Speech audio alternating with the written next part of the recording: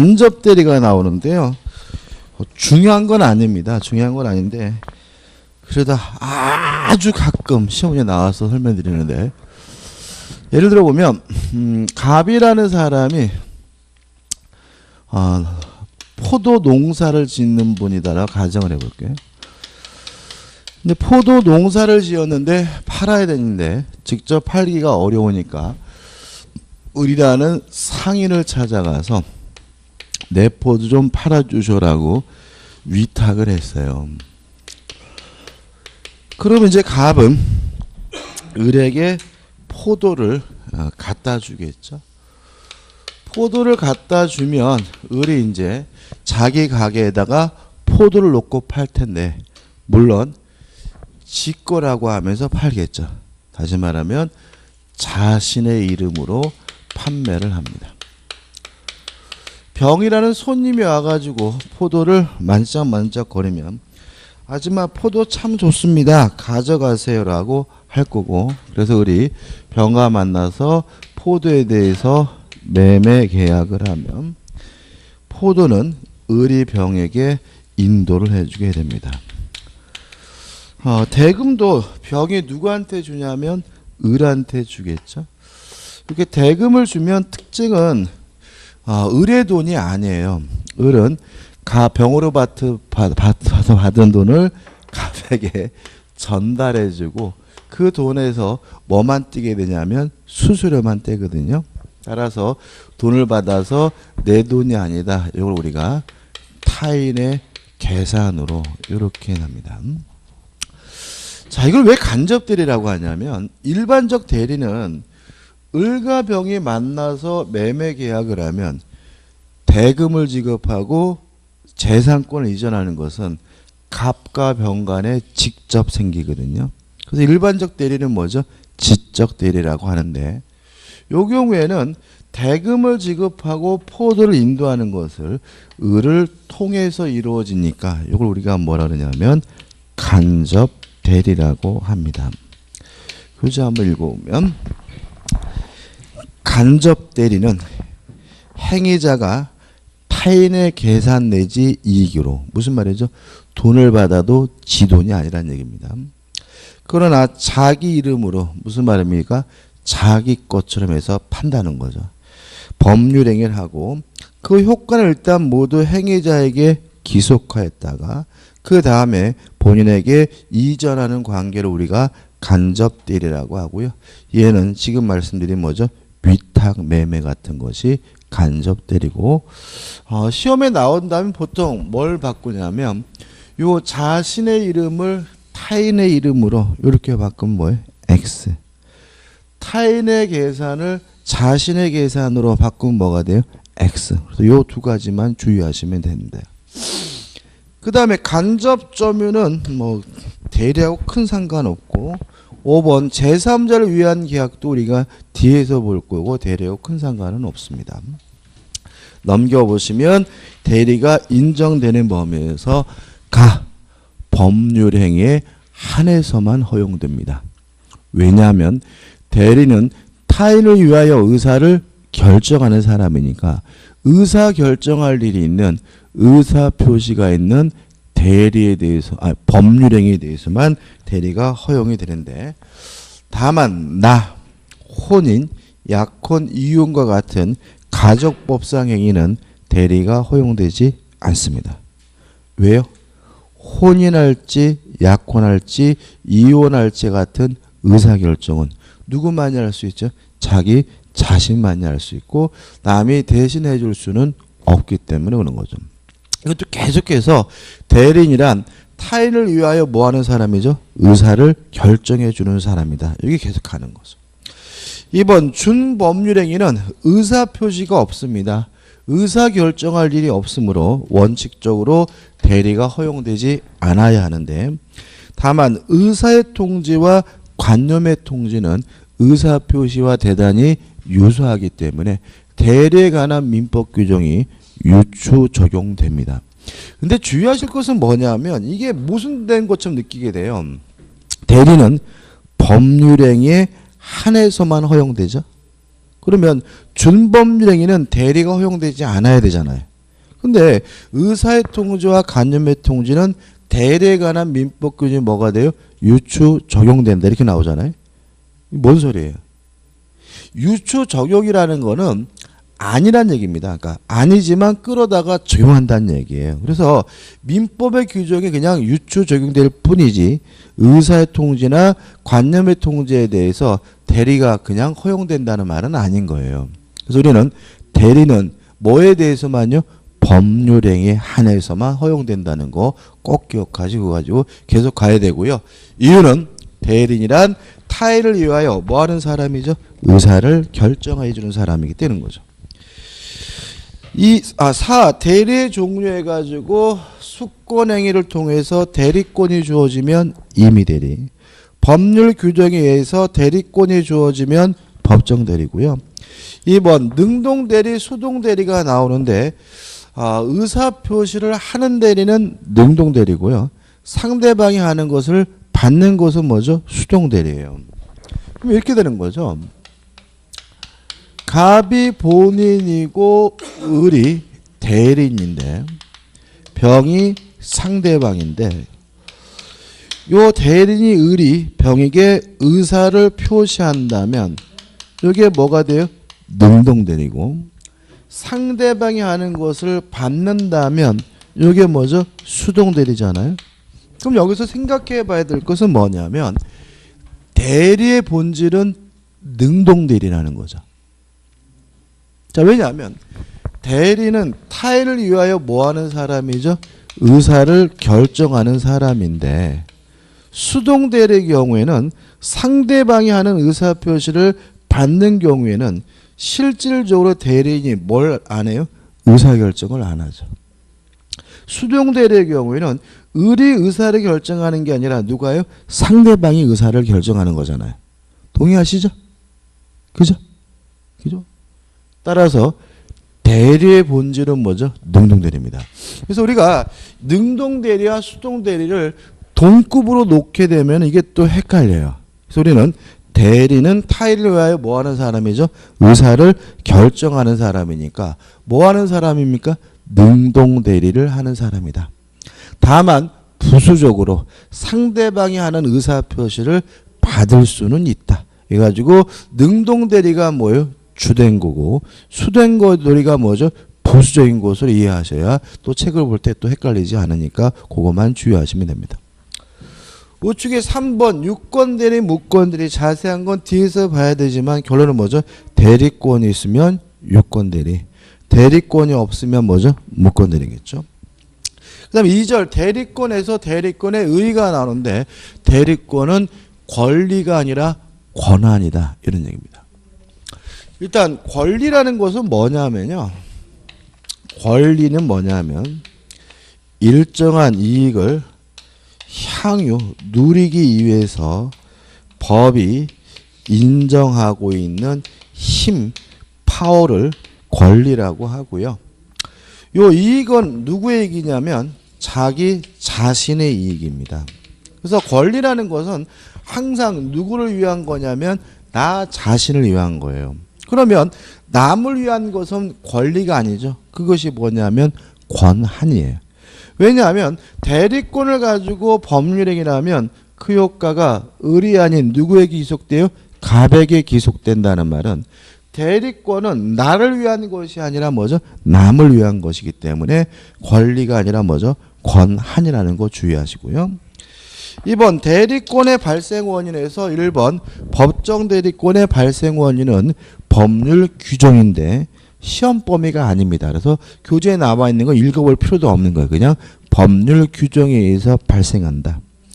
2번 임의 대리권의 발생 원인은 1. 수권행위고요. 이 숫자가 뭐냐면 줄 숫자예요. 그래서 권한을 주는 행위. 권한을 주는 행위, 수권행위를 통해서 발생하게 되는데 넘겨보시면 수권행위의 성질이 나옵니다. 조금 어려워질 수가 있는데요. 갑이 을에게요. 네가 내 대신 대전 가가지고 아파트 좀 사라. 이게 대리권을 주는 뭐예요? 수권행위거든요. 그러면 네가 내 대신 대전 가서 아파트 좀 사라라는 이 말 속에는 의사표시가 있나요? 없나요?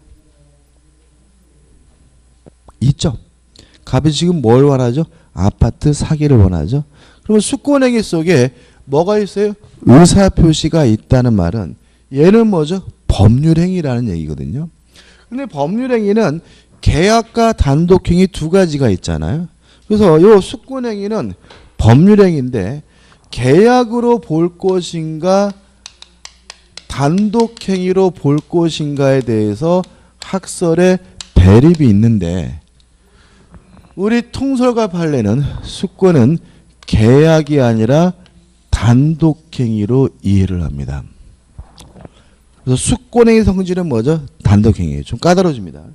자, 그 말은 뭐냐면 갑이 을에게 일방적으로 대리권을 준다는 거죠.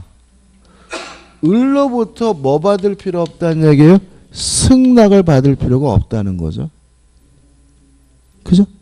자, 이렇게 됩니다.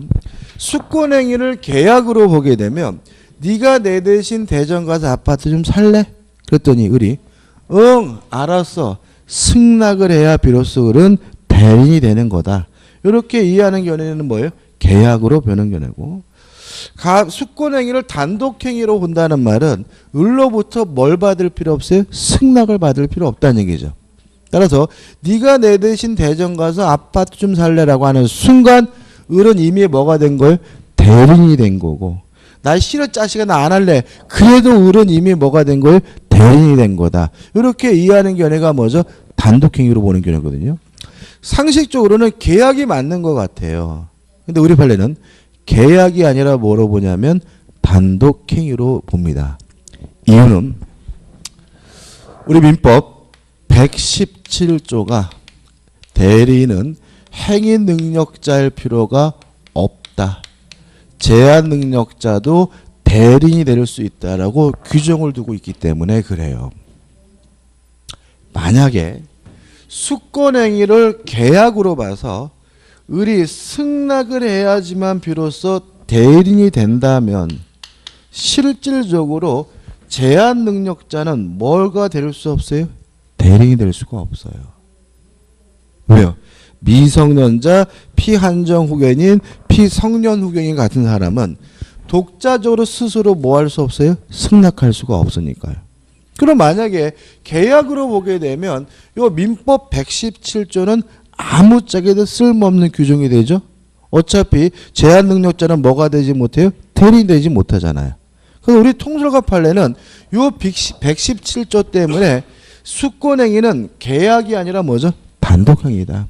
따라서 갑이 을에게 일방적으로 하는 것이고 을로부터 뭘 받을 필요 없어요? 승낙을 받을 필요가 없는 거니까 제한 능력자도 행위 능력이 없더라도 뭐가 될 수 있어요? 이미 대리인이 될 수 있는 거다. 이렇게 해석해야 된다는 거죠. 그래서 2번 수권행위 성질해가지고 두 번째 보시면 따라서 단독행위설과 무명계약설이 주장되고 있으나 통설은 판례도 마찬가지입니다. 상대방의 승낙을 필요로 하지 않는 단독행위로 파악한다. 단독행위설에 의하면 대리인이 제한 능력자라고 하더라도 본인은 수권행위를 뭐 할 수 없어요?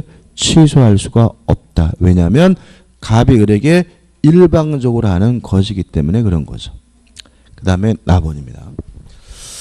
자, 이렇게 대리권을 일방적으로 주는 겁니다. 근데 대리권을 주는 이유가 있겠죠. 예를 들어서 갑과 을이 둘이 친구여서 대리권을 주는 경우도 있을 거고요. 아니면 갑과 을이 부부여서요. 여보, 당신이 내 대신 대전 가서 아파트 좀 사라고 할 수 있겠죠. 아니면 갑이 사장이고 을이 직원이어서 고용관계라서 아니면 갑이 을에게 사무처를 부탁해서 위임을 해서 이렇게 대리권을 주는 이유가 있을 텐데 이걸 뭐라 그러냐면 기초적 원인관계 또는 기초적 내부관계라고 하고요. 기초적 내부관계와 수권행위는 별개의 문제입니다. 이게 뭐죠? 나예요. 그죠? 다시 한번요. 대리권을 주는 이유를 우리가 뭐죠? 기초적 내부관계라고 하고 기초 내부관계와 수권행위는 뭐죠? 별개의 문제입니다. 그 다음 이제 답니다. 수권행위의 뭐예요? 무인성, 요인성이 나옵니다. 자, 이건 어떤 문제냐면 기초적 내부관계가 해소가 됐을 때 무효 취소, 해제 등으로 해소가 됐을 때 수권에 영향을 주느냐 안 주느냐에 대해서 영향을 안 준다라고 하는 견해는 무인성, 영향을 준다라고 하는 견해는 뭐죠? 유인성. 다시 말하면 기초 내부관계가 해소가 되면 당연히 수권행위도 없어진다 이렇게 보는 견해는 뭐죠? 유인성. 기초 내부관계가 해소가 되더라도 수권에 영향을 주지 않는다는 견해는 뭐죠? 무인성인데요. 우리 판례는 뭘 취하고 있냐면 무인성을 취하고 있습니다. 자, 그럼 이렇게 된 거죠. 대리권을 주는 이유인 기초의 내부관계가 해소가 되더라도 뭐에는 영향을 안 줘요? 수권에 영향을 주지는 않는다. 여기 우리 판례 입장이고 그 판례가 하단의 핵심 판례로 남아 있어요. 자, 여기까지 이해하고 이제 우리는 두 가지를 공부해야 돼요. 첫째는 이 판례를 좀 이해해야 됩니다. 이 판례는 작년에도 나왔고요. 거의 매년 나오다시피 하는 판례고, 두 번째는 이 내용 가지고 사례를 좀 분석할 수 있어야 돼요. 그렇죠? 이 판례는 이렇습니다. 판례 읽어볼 건데요. 이런 문제입니다. 갑이 을과 만나가지고 도박을 했습니다. 그래서 도박빚, 도박 채무를 예를 들어서 5천만 원을 부담하게 됐다. 요거 갚아야 돼요? 갚을 필요 없어요? 갚을 필요는 없죠. 왜요? 도박은 뭐죠? 반사회적 범죄에서 무효니까. 이행 전이면 이행할 필요가 없죠. 현실은 안 그렇죠. 세상에서 제일 무서운 빚이 뭐예요? 도박빚이라는 거죠. 그죠?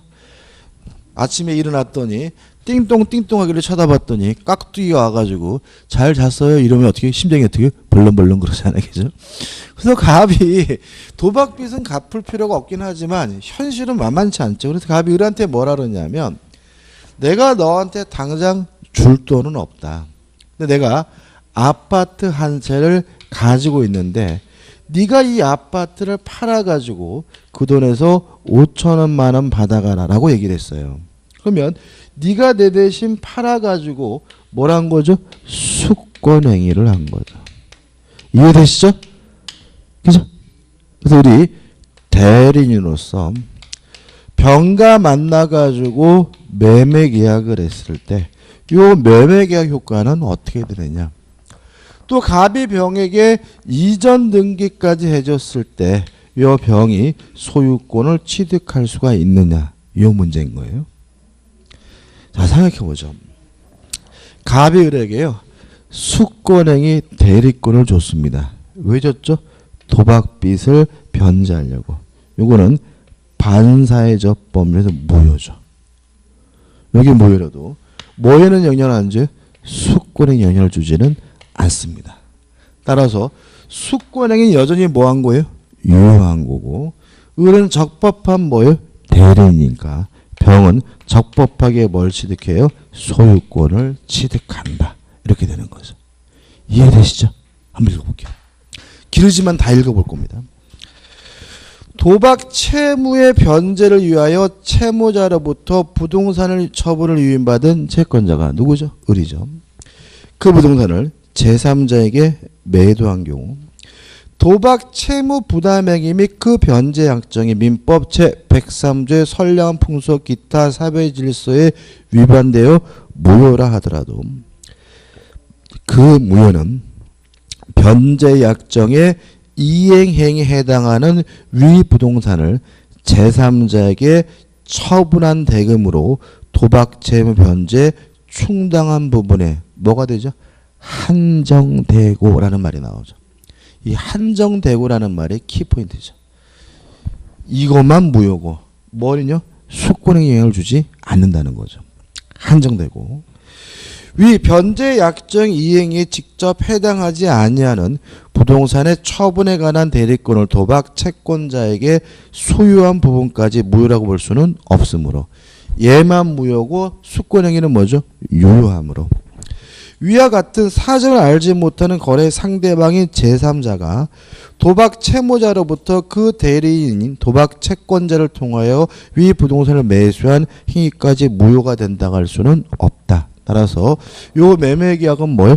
유효하고 등기를 갖췄다면 적법하게 뭘 갖게 되죠? 소유권을 갖게 된다. 이런 의미고 이유는 기초 내부관계와 수권행위에 대해서 우리 판례가 뭘 취하고 있습니까? 무인성을 취하고 있기 때문에 이런 논리 나오는 거죠. 꼭 기억하시고 이해하셔야 되고 그 다음에 이거 이제 작년에 판례가 나왔고요.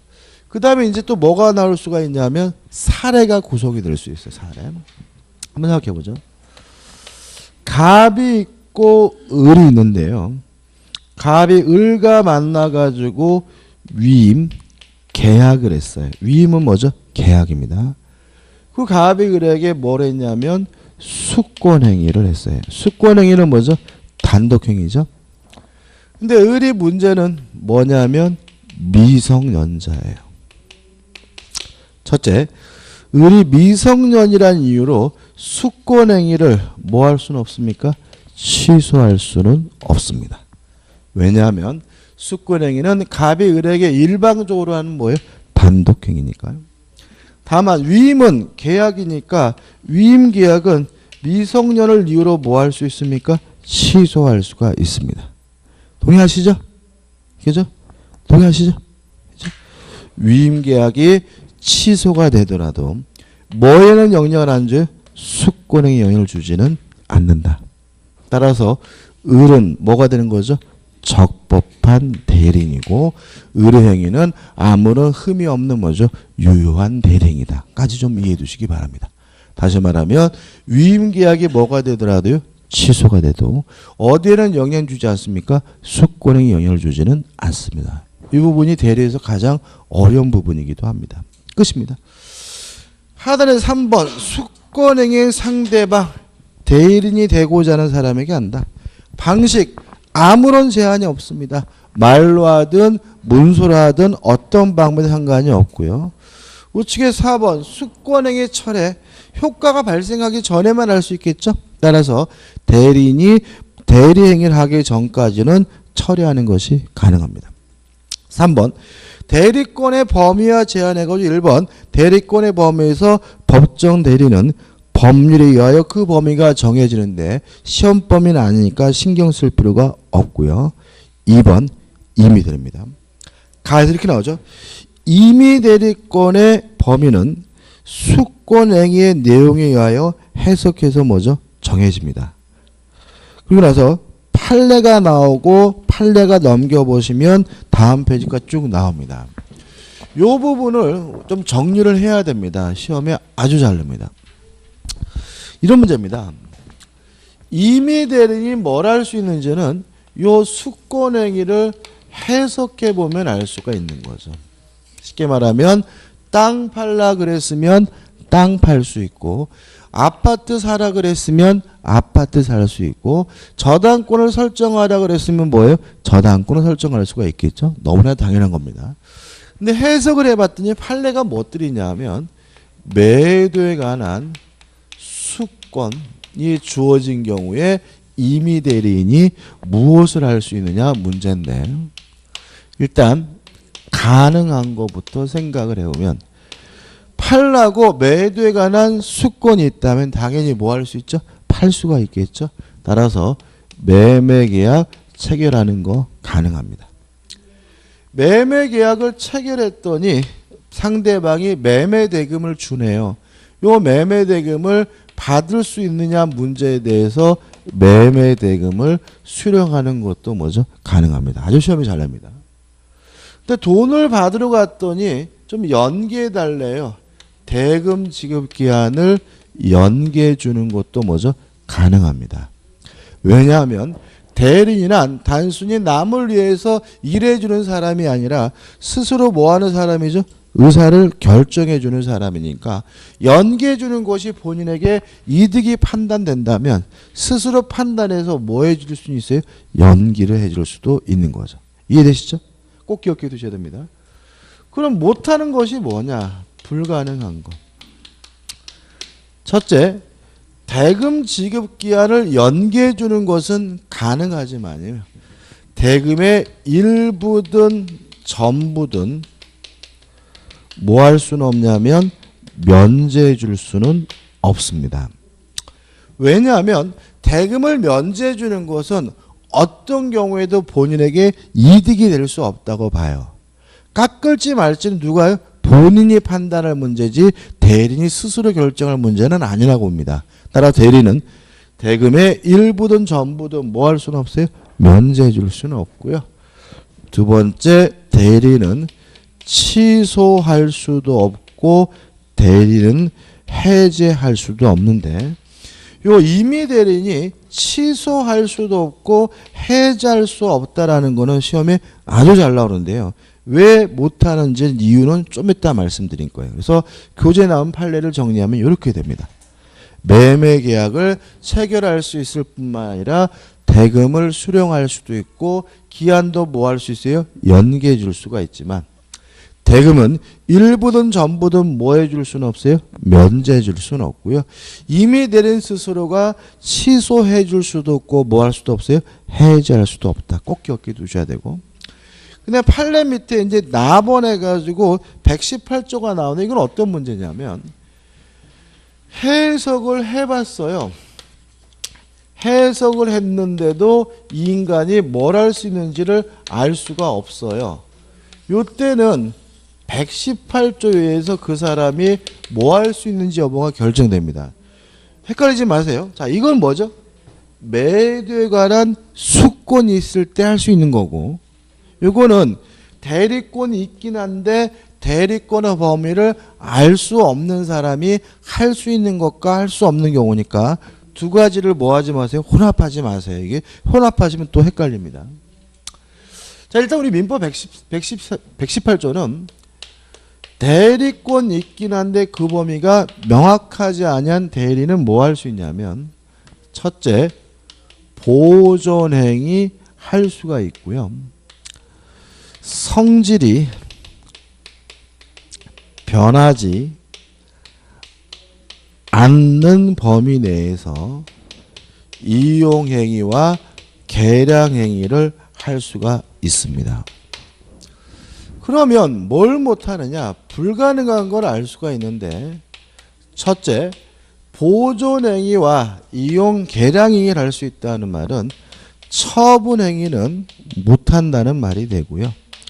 또 성질이 변하지 않는 범위 내에서 이용 계량행위를 할 수가 있다는 말은 성질이 변하는 이용행위 할 수가 없고 계량행위 할 수가 없다라는 거 이게 결론인 거죠. 그죠? 일단 조심할 것은 뭐냐면 얘는 매도에 관한 수권이 있으니까 매매할 수 있죠. 팔 수 있죠. 뭐 할 수 있는 사람이에요? 처분할 수 있는 사람이에요. 왼쪽 사람은. 이 사람은 대리권이 있긴 한데 그 범위를 알 수가 없는 사람이니까 얘하고는 먼저 상관이 없는 사람이니까 조심하시기 바라고요. 얘는 뭘 할 수 있다고요? 보존행위를 할 수 있고 성질이 변하지 않는 범위에서 이용 계량행위를 할 수가 있고요. 얘는 처분행위는 못하고 성질이 변하는 이용 계량행위를 할 수가 없는데 교재에는 얘들이 쭉 나와요. 이런 거 외워야 돼요? 외울 필요 없는 거예요? 외울 필요 없는 거예요. 상식적인 겁니다. 그죠? 상식적인 건데 한 가지 조심할 것은 뭐냐면 이용행위 속에 임대가 들어간다는 거 꼭 기억해 두셔야 돼요. 왜냐하면 본인의 부동산을 임대하는 것은 처분행위가 아닙니다. 뭐죠? 이용행위고요. 아파트를 임대한다 그래서 그 아파트 성질이 뭐하지도 않아요? 변하지도 않아요. 따라서 성질이 변하지 않는 범위 내에서 이용행위 속에 뭐가 들어갑니까? 임대가 들어갑니다. 여기서 지문들이 많이 나와요. 예를 들어 가지고 처분권 없는 자는 타인의 부동산을 임대할 수 없다 그러면 X예요. 이 사람은 처분권은 없지만 본인의 부동산을 뭐 할 수 있어요? 임대할 수 있는 거죠. 다시 말하면 처분권이 없더라도 본인의 부동산을 뭐 할 수 있어요? 임대할 수가 있는데 그 사람이 누구냐? 대리권의 범위가 명확하지 아니한 대리인이다까지 꼭 기억해 두시기 바랍니다. 끝입니다. 우측에 보시면 대표 예제가 아주 쉽게 나오는데 대리권이 존재하지만 그 범위를 정하지 않은 경우에 대리인이 할 수 없는 것은 5번 뭐죠? 처분행위는 못하는 거죠. 주의하실 것 2번 가옥의 임대는 뭐죠? 가능하다. 왜냐하면 임대는 처분행위가 아니라 뭐로 보죠? 이용행위로 보니까요. 그 다음 2번 대리권에 제한해가지고 1번 자기계약 쌍방대리가 뭐하고 있습니까? 금지되어 있습니다.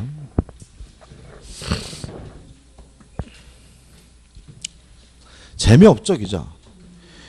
재미없으시죠? 대리가 좀 재미가 없는 부분이죠.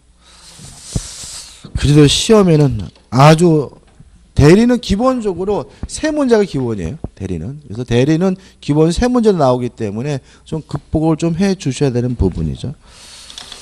일단 자기계약 쌍방대리가 금지가 되는데 이런 문제입니다.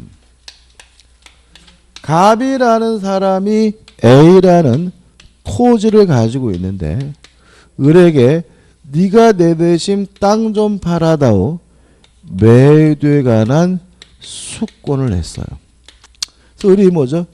대리인이 됐고 매도에 관한 수권이 있다면 이 사람은 뭐 할 수 있는 거죠? 매매할 수 있는 거죠? 팔 수가 있는 거죠. 근데 을이 이 갑의 땅을 팔아주려고 가서 보니까 너무나 땅이 좋아요. 남주기 아까워요. 그래서 지가 직접 샀다면 이걸 우리가 자기계약이라고 합니다. 자기계약은 원칙적으로 금지가 되고요. 하면 안 됩니다. 자, 여기서 왜 이것이 금지가 되는지에 대한 이해가 필요해요. 왜 금지가 되는 거죠? 대리인이란 타인을 위하여 의사를 결정하는 사람이기 때문에 그런 거예요. 자, 매도에 관한 수권이 있다는 말은 매도에 관한 의사를 누가 결정한다는 거죠? 을이 결정한다는 거죠. 또 지가 샀다는 말은 매수에 관한 의사결정도 누가 한다는 얘기예요? 을이 한다는 거죠. 다시 말하면 자기 계약을 하면 모든 의사결정을 누가 혼자 하게 돼요? 을이 혼자 하게 돼요. 따라서 극단적으로 말을 하면 매매대금 10원 그래도 할 말이 없는 거예요. 그래서 원칙적으로 하면 안 됩니다. 자기 계약은 뭐죠? 원칙적으로 뭐가 돼요? 금지가 되는 거죠. 쌍방대리도 마찬가지입니다. 병이 을에게 좋은 땅이 있으면 사다오 매수에 관한 수권을 하길래 을이 갑과 병을 대리해서 매매 계약을 체결했다면 이거 우리가 뭐죠? 쌍방대리라고 하고요. 형태는 다르지만 모든 의사는 누가 결정해요? 을이 혼자 결정한다는 점은 마찬가지이기 때문에 자기계약 쌍방대리는 원칙적으로 뭐가 되는 거예요? 금지가 되는 겁니다. 이렇게 이해하면 이제 예외를 알 수가 있어요. 아, 금지가 되는데 하면 안 됩니다. 그래도 했다. 위반하면 일단은 원칙적으로 무권대리입니다. 왜냐하면 자기계약할 쌍방대리할 뭐가 없다는 얘기죠? 대리권이 없다는 얘기니까요.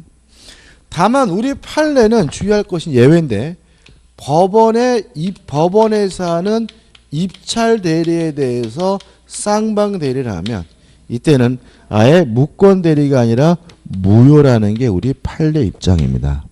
아마 이거는 법원의 신뢰도를 침해하는 행위이기 때문에 그런 것 같아요. 그래서 원칙적으로 자기계약 쌍방대리를 하면 무효가 아니라 뭐죠? 무권대리인데 법원에서 하는 입찰 대리를 뭐하면요? 쌍방대리를 하면 아예 무효가 된다. 이렇게 좀 정리하시기 바라고요. 그다음 예외를 알 수 있습니다. 다만 예외적으로 허용을 하고 있다.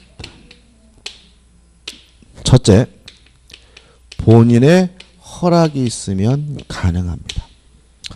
자기계약 쌍방대리를 금지하는 이유는 모든 의사를 대리인이 혼자 결정하니까 본인이 피해볼까 봐 뭐 하는 거죠? 금지하는 거잖아요. 따라서 본인이 상관없다. 냈더라라고 한다면 굳이 뭐 할 이유는 없어요? 금지할 이유는 없으니까 본인의 허락이 있다면 자기계약 상방대리가 가능하고요. 두 번째, 단순한 채무이행은 자기계약 상방대리하는 것이 가능하고요. 세 번째, 등기 신청이죠. 우리가 아파트를 사면요, 등기하기 위해서 법무사를 선임하죠. 근데 법무사는 2명 선임하나요? 매도인 따로 선임하고 매수인 따로 선임하나요? 아니잖아요. 한 사람만 선임하잖아요. 그렇지 않습니까? 그러면 법무사는 등기 신청할 때 결과적으로 뭘 하게 돼요? 쌍방 대리를 하게 되는 거죠. 왜 그런 거죠? 가능해요. 우리 민법은 등기 신청에 대해서는 쌍방 대리, 자기 계약해도 상관이 없다는 입장이고요. 그 다음에 네 번째로 본인에게 이익만을 주는 행위입니다. 주는 행위는 자기 계약이 가능하고요. 우리 판례가 뭐라고 하고 있냐면 친권자의 재산을 미성년자에게 증여하는 거, 요거는 자기 계약을 해도 상관이 없다는 입장입니다. 자, 이런 문제입니다. 아버지가 혼자 결정해서 아들에게 재산을 뭐예요? 증여해요. 명백히 혼자 결정했으니까 뭐인 거죠? 자기 계약인 거죠.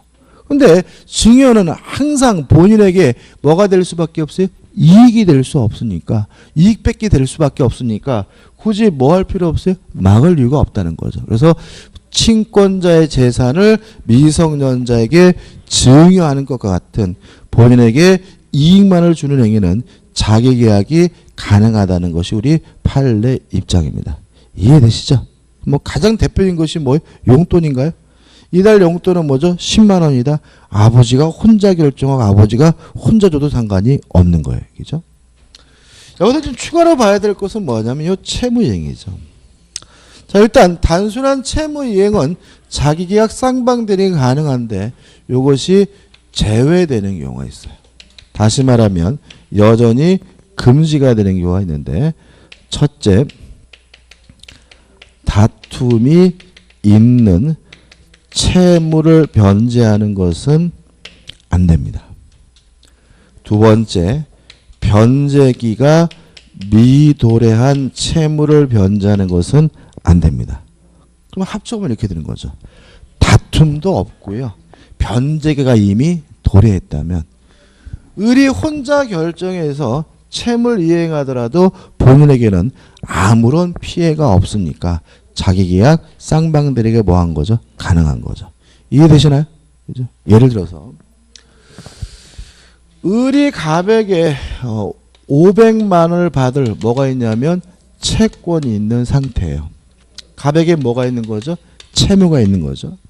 근데 변제기가 이미 도래가 됐고요. 아무런 다툼도 없다면 을은 갑의 재산에서 500만 원으로 스스로 뭐 할 수 있어요? 변제받는 것이 가능해요. 이해되시죠? 이것도 고시어 봐야 되겠죠? 왠지 갑이 을의 재산에서 돈꾼에서 지가 가지면 안 될 것 같으니까 헷갈릴 수가 있으니까 조심하시기 바라고요. 그 다음에 세 번째, 돈 대신 물건으로 갚는 대물 변제도 채무 변제이긴 하지만 자기 계약이 안 돼요. 이유는 아시겠죠? 예를 들어 가지고 1억을 받을 수 있는 채권을 아파트로 대신 받는 게 뭐죠? 대물 변제잖아요. 근데 만약에 을 스스로가 지멋대로 결정해서 대물 변제 받을 수 있으면 1억짜리를 3억짜리 아파트로 대신 받을 수가 있는 거잖아요. 그런 거 안 되는 거죠. 그래서 대물 변제전이 금지가 되고요. 마지막으로 네 번째, 경계가 금지가 됩니다. 경계는 뭐냐면요, 계약의 종류를 변경해서 하는 채무의 이행을 우리가 경계라고 합니다. 그래서 경계도 채무 이행입니다. 다만 어떻게 하는 채무 이행인 거죠? 계약의 종류를 변경해서 하는 채무 이행을 경계라고 하고요. 요 경계라는 개념도 중요해요. 경계라는 거 우리가 흔히 볼 수 있나요? 흔히 볼 수 없나요? 경계. 보신 적이 있나요? 의외로 흔해요. 뭘 보면 알 수 있냐면 아파트 분양 광고. 가끔 보면 이런 게 있습니다. 중도금 전액 대출 전환. 이런 거 있죠. 진짜 안 나가는 아파트는 또 이런 것도 있죠. 중도금 전액 무이자 대출 전환. 이런 것도 있잖아요. 그걸 우리가 뭐라고 하냐면 경계라고 하는 거예요. 자, 이런 얘기입니다. 아파트를 분양받았다면 매매 계약을 한 거죠. 매매 계약을 했으니까 뭘 줘야 돼요? 매매 대금을 줘야 되잖아요. 근데 매매 대금을 주는 대신 뭘 한다고요? 대출로 바꾼다는 거잖아요. 그죠? 보통 어떻게 이루어지냐면 분양사무소 가가지고 그냥 대출 신청서만 작성하면 돼요. 작성하고 도장 꽝꽝꽝 찍으면 걔네들이 알아서 그 신청서를 은행에서 내가지고요. 은행에서 뭐죠? 직접 건설회사로 돈이 들어가요. 다시 말하면 계약의 종료를 변경해서 하는 채무이행을 우리가 뭐라고 그래요? 경계라고 합니다. 대출을 신청함으로써 우리는 뭐 하게 된 거죠? 중도금을 준 거예요. 이것도 뭐죠? 채무이행이긴 하지만 자기계약 쌍방대리가 허용되지 않아요.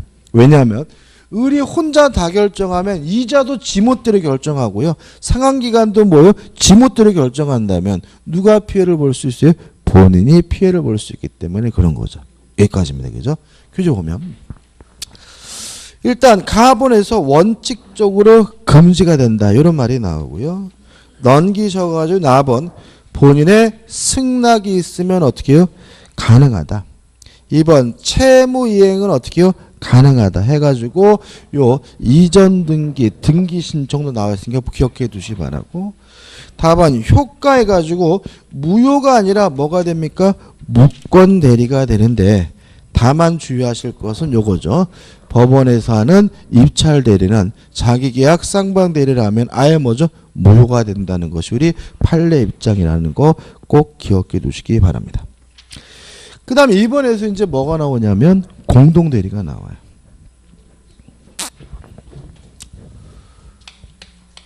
대리인이 수인 여러 명입니다. 여러 명이면 원칙이 각자 대리입니다. 그 대리인이 여러 명이면 원칙이 뭐죠? 각자 대리예요. 119조 한번 제가 읽어볼까요? 119조. 대리인이 수인인 때는 각자가 본인을 뭐죠? 대리합니다. 이게 뭐죠? 원칙입니다. 그럼 무슨 말이냐면 이런 거죠. 갑이 을에게 네가 내 대신 대전 가서 아파트 좀 사라고 대리권을 줬고요. 또 병한테 네가 내 대신 대전 가서 아파트 좀 사라고 대리권을 주면 을과 병 각자가 스스로 의사를 결정해서 뭐 하면 되는 거죠? 아파트를 사면 되는 겁니다. 다시 말하면 대리인이 여러 명이면 뭐가 원칙이죠? 각자 대리가 원칙이에요. 다만 수권행위나 또는 법률 규정에 의해서 특별히 공동으로 하라는 제한이 달라붙으면 요때 비로소 뭐가 되냐면 공동 대리가 됩니다. 따라서 공동 대리란 대리인이 수인이고 공동으로 하라는 제한이 붙어 있는 경우가 뭐죠? 공동 대리고요. 이때는 공동으로 해야 되고 만약에 위반해서 각자가 대리하게 되면 이것도 뭐가 되냐면 무권 대리가 됩니다. 자, 그럼 여기서 두 가지만 생각하면 되는데 뭘 공동으로 하라는 얘기죠? 대리인 여러 명이고 공동으로 하라는 제한이 있으면 뭐가 된다고요? 공동 대리가 되는 거잖아요. 대리는 뭐 하는 사람이죠? 의사를 결정. 따라서 의사 결정만 공동으로 하면 됩니다. 뭐만요? 의사 결정만. 따라서 어떤 아파트를 구입하고 얼마에 구입할지 을과 병이 함께 결정했다면 계약서를 쓰는 것은 을이나 병이나 한 사람만 쓰면 돼요. 뭐만 공동으로 하면 돼요? 의사결정만. 따라서 의사결정만 공동으로 하면 되므로 능동대리는 공동으로 해야 되지만 수동대리는 공동으로 할 필요가 없다는 걸 알 수 있죠. 수동대리는 의사표시를 받는 거죠. 누가 의사를 결정하는 거죠? 상대방이. 따라서 의사결정만 공동으로 하면 되니까 의사결정할 일이 없는 수동대리는 굳이 뭐 할 필요 없어요? 공동으로 할 필요 없고요. 뭐만요? 능동대리만 공동으로 하면 되는 거고요. 마지막으로 공동대리의 가장 대표적인 예는 뭐냐면 친권자다까지 기억하면 끝납니다. 자, 그럼 이해됩니다. 자, 어머니도 친권자고요. 아버지도 뭐요? 친권자잖아요. 그러면 미성년자에 대한 의사결정은 어머니 혼자, 아버지 혼자 결정하면 안 돼요. 어머니, 아버지가 함께 결정해야 되니까 뭐가 돼요? 공동대리인 거죠. 저는 이거 보면 꼭 떠오르는 게 뭐냐면 한 3, 4년 전에, 4, 5년 전에 천안에서 어떤 일이 벌어졌냐면 이런 일이 벌어졌어요. 언론에 한번 보도됐는데 친구한테 전화 온 거예요. 전화 와가지고 개똥이 엄마 나 말똥이 엄마인데 자기 애 좀 나한테 입양 좀 해줘. 왜 그랬더니 아 내가 이번에 아파트 분양을 받으려고 하는데 애가 많으면 우선권을 준대. 그죠? 다가족 뭐 다자녀 가정이요? 다자녀 가정하면 우선권 주잖아요. 그죠? 그래서 애가 많으면 좋으니까 나한테 입양해줘. 그러니까 어떻게 해요? 진짜로 애를 입양했어요.